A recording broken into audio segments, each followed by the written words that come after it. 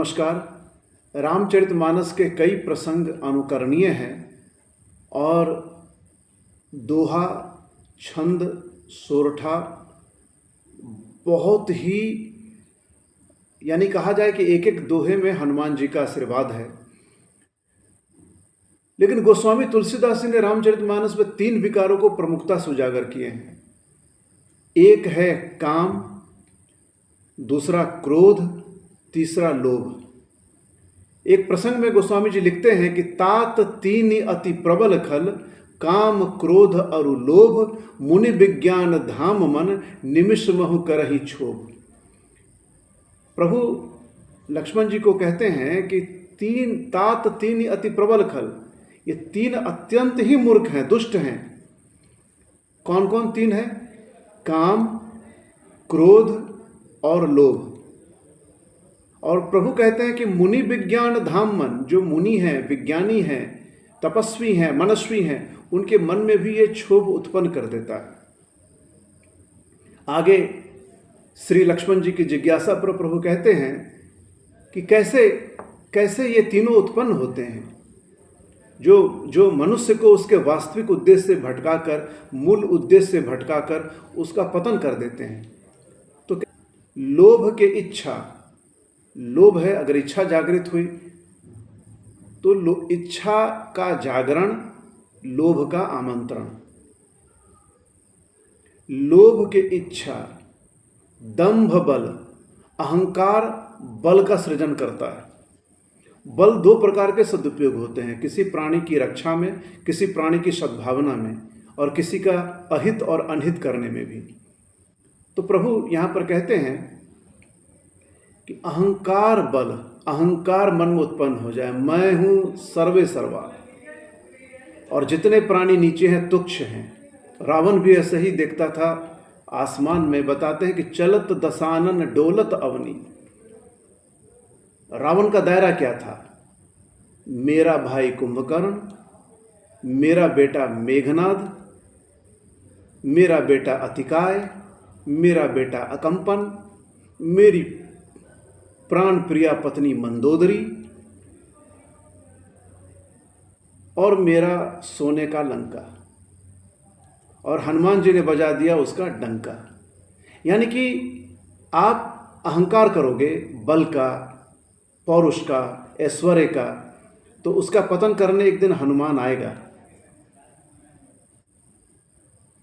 और हनुमान उस स्वर्ण नगरी को हनुमान जी भस्म कर देंगे। अहंकार रावण का टिका नहीं, रावण में बल था, लेकिन रावण से भी बली मर्यादा पुरुषोत्तम श्री रामचंद्र जी। शेर को 1.25 सिर मिलता है। कंस को घमंड था, माता देवकी और वसुदेव जी के संतानों को शिलाओं पर पटक के उसने मार दिया।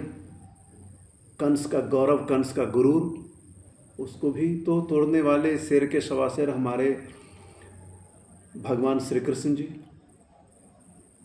जरासंध को घमंड था, शिशुपाल को घमंड था। ये धरती कोई भी नहीं ले जा पाया, विश्वास मानिए। जिसने भी घमंड किया उसका घमंड मिट्टी में मिला। इस धरती से वह एक तिनका भी लेके नहीं गया। इस कोई दर्शा दे कि एक उदाहरण है कि अकबर, बाबर, बाबर का बेटा अकबर, अकबर का बेटा जहांगीर, जहांगीर का बेटा शाहजहां, शाहजहां का बेटा औरंगजेब, औरंगजेब का बेटा बहादुर शाह प्रथम, बहादुर शाह प्रथम के शाह आलम द्वितीय, शाह आलम द्वितीय का बेटा आलमगीर द्वितीय, अकबर द्वितीय, और अंतिम बादशाह बहादुर शाह जफर। एक तिनका भी कोई ले गया? महमूद गजनवी, मोहम्मद गोरी, पृथ्वीराज चौहान पर आक्रमण जो उसने किया मोहम्मद गोरी ने, और चौहान वंश का पराभव, और उसने अपने सल्तनत वंश की स्थापना की। एक तिनका भी सल्तनत वंश का कोई ले गया? आप मुझे एक भी उदाहरण दीजिए। उसका वारिस कुतुबुद्दीन ऐबक, कुतुबुद्दीन ऐबक का दामाद इल्तुतमिश, इल्तुतमिश की बेटी रजिया सुल्तान, रजिया सुल्तान के बाद फिर बलबन का वंश, बलबन के बाद खिलजी तुगलक वंश, तुगलक के बाद खिलजी वंश, खिलजी के बाद सैयद वंश, लोदी वंश। एक तिनका भी कोई नहीं ले गया। अहंकार क्या, किस चीज का अहंकार करना? क्षितिजल पावक गगन समीरा, पंच रचित यह अधम शरीरा। यह अधम शरीर तो मिट्टी में मिल जाएगा।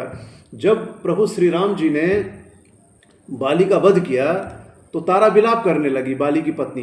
तो प्रभु ने कहा कि किसके लिए विलाप कर रही हो? क्षितिजल पावक गगन समीरा, पंच रचित यह अधम शरीरा। यह अधम शरीर तुम्हारे सामने लेटा हुआ है, इसके लिए तुम विलाप कर रही हो। 5 तत्वों का है, 5 तत्वों से शरीर बना था, मिट्टी में 5 तत्वों में मिल गया। यही तो जीवन है। आज है, कल नहीं है। और अहंकार, लिखते हैं कि जीवन सतपंच, ऐसे ही तो जीवन है। और अहंकार गुरुड़ ऐसा धरती जीत लिया। अरे भाई, काहे का घमंड? तो घमंड पाप का कारण है, घमंड पतन का कारण है। बल जो है, बल दूसरे के संरक्षण में होना चाहिए, बल मर्यादा में होनी चाहिए। बल किसी को शारीरिक, मानसिक, आध्यात्मिक, भौतिक क्लेश देने के लिए नहीं होनी चाहिए। और जिस दिन ऐसा हुआ, प्रभु उसको भयंकर भयंकर दंड उसके लिए संरक्षित करके रखते हैं। गरुड़ पुराण पढ़ लीजिएगा, उसमें काफ़ी उदाहरण दिए हुए हैं।